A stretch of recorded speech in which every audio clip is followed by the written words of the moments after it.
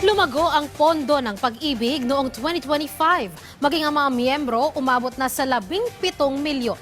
Yan ang ulat ni Gab Villegas.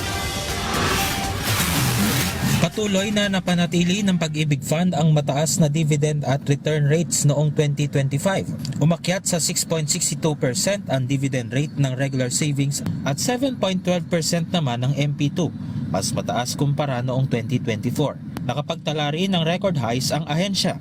Lumampas sa 17 milyon ang aktibong miyembro habang umabot sa 160.41 billion pesos ang kabuang ipon.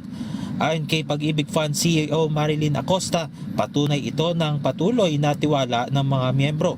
We continued expanding access and strengthening service delivery so more members can conveniently avail themselves of Pag-ibig benefits.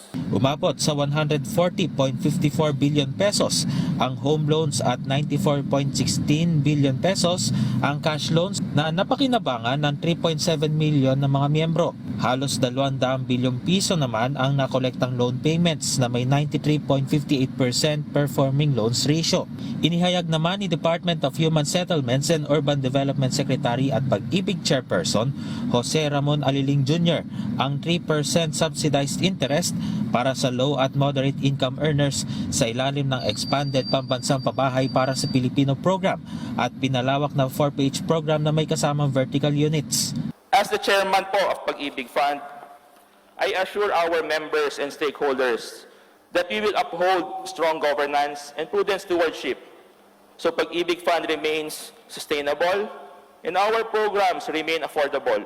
Gab Humilde Villegas para sa Pambansang TV sa Bagong Pilipinas.